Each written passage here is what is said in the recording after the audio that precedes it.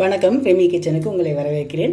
இன்றைக்கி நம்ம ஒரு பச்சை மிளகா மோர் குழம்பு வைக்க போகிறோம். என்னென்னவோ மோர் குழம்பு வச்சுட்டோம், பச்சை மிளகா மோர் குழம்பு வைக்காமல் எப்படி? அதனால் இதுக்கு நீங்கள் தேங்காய் எண்ணெய் யூஸ் பண்ணுங்கள், அப்போ தான் ரொம்ப நல்லாயிருக்கும். தேங்காய் எண்ணெய் பச்சை மிளகாவில் வறுக்கும்போது அதனுடைய டேஸ்ட்டே தனியாக இருக்கும்.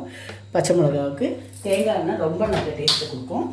இப்போது அது எண்ணெய் சூடாகுது. இந்த டைமில் ஒரு 4 பச்சை மிளகா, 4-5 பச்சை மிளகா நீங்கள் அதில் போட்டு நல்ல முருகலாக வறுக்கணும்.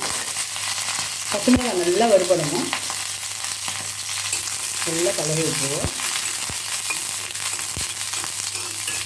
பச்சை மிளகா நல்லா வறுபடட்டும். கலர் மாறும், அது வரைக்கும் நல்லா வறுபடட்டும்.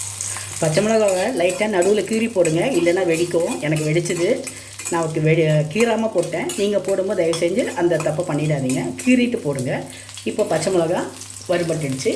இப்போது ஒரு அரை வெங்காயம், 2 காஞ்ச மிளகா இதை போட்டு வறுக்கணும். இதுவும் நல்லா வறுபடணும்.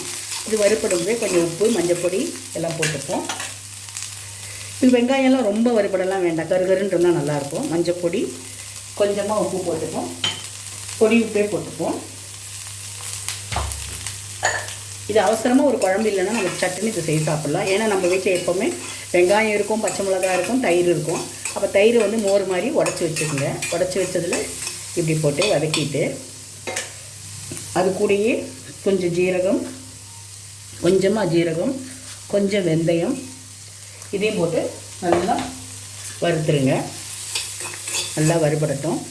வறுபடும்பே நமக்கு பிடிச்ச கருவேப்பிலையும் 2 போட்டுப்போம்.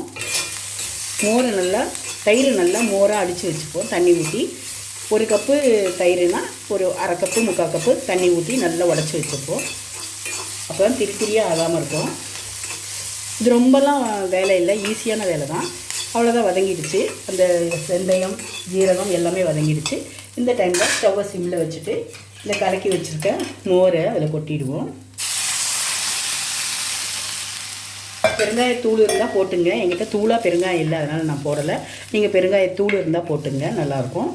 அவ்வளோதான், ஒரு 5 நிமிஷம் சூடாகணும். ரொம்பலாம் கொதிக்க வேண்டாம். நான் கொஞ்சமாக தான் மஞ்சத்தூள் போட்டிருக்கேன்.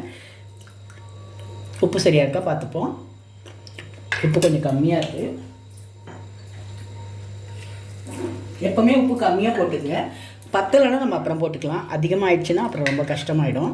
அதுக்கு தான் எப்போவுமே கொஞ்சம் கம்மியாக போடணும் உப்பை. இந்த பச்சை மிளகா மோர் குழம்பு ரெடி ஆகிடுச்சு. கொஞ்சம் சூடாகட்டும். ஏன்னா காரத்துக்கு பச்சை மிளகா இருக்குது இதில், அதனால் இது ரொம்ப டேஸ்ட்டாக நல்லாயிருக்கும், எல்லாேருக்கும் பிடிக்கும். இதுக்கு ஒரு கிரேவி ஏதாவது செய்து சாப்பிட்டிங்கன்னா தொட்டு சாப்பிட்றதுக்கு நல்லாயிருக்கும். சட்டுன்னு நமக்கு செய்கிறதுக்கு ஒரு குழம்பு இது தான். பேச்சுலர்ஸ் எல்லாம் இதை யூஸ் பண்ணி பார்க்கலாம். இதை சமையல் பண்ணி நீங்கள் சாப்பிட்டிங்கன்னா ரொம்ப நல்லாயிருக்கும். ஈஸியானது, எதுவும் தப்பே வராது. கரெக்டாக செய்திடலாம். உப்பு சரியாக இருக்க பார்த்துக்கிறேன்.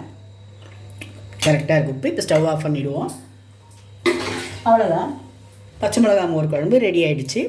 இப்போ நம்ம அதை எப்படி சாப்பிட்றதுன்னு பார்க்கலாம். இப்படி சாதத்தை போட்டுட்டு, நான் உங்களுக்கு சாப்பிட்டு காட்டுறதுக்காக கொஞ்சமாக போட்டிருக்கேன். கொஞ்சமாக இந்த பச்சை மிளகா மோர் குழம்பை அதில் ஊற்றிட்டு, அந்த வெங்காயம்லாம் இருக்குல்ல, வெங்காயத்தோடு அப்படியே ஊற்றிட்டு, பக்கத்தில் இருக்க நம்ம முட்டை கிரேவியை வச்சு சாப்பிடுவோம். ஏன்னா முட்டை கிரேவிலையும் தக்காளி, வெங்காயம் எல்லாமே இருக்கு இல்லையா? இதை இப்படி பிசைஞ்சு அதோட அந்த முட்டை கிரேவியை இப்படி வச்சு சாப்பிட்டு பாருங்கள். ரொம்ப இந்த முட்டை கிரேவியும் இதுவும் சேர்ந்து இப்படி சாப்பிட்டு பாருங்கள், ரொம்ப நல்லாயிருக்கும். டேஸ்ட்டு ரொம்ப அருமையாக இருக்குது. நீங்களும் இதே ட்ரை பண்ணி பாருங்கள். இந்த மாதிரி ஒரு கிரேவி எதாவது பண்ணிவிட்டு, இந்த மாதிரி பச்சை மிளகா மோர் குழம்பு பண்ணிவிட்டு அந்த கிரேவியோடு தொட்டு சாப்பிட்டு பாருங்கள். எப்படி இருக்குன்னு எனக்கு சொல்லுங்கள். ரெமி கிச்சனில் சப்ஸ்கிரைப் பண்ணுங்கள், லைக் பண்ணுங்கள், ஷேர் பண்ணுங்கள். தேங்க்யூ.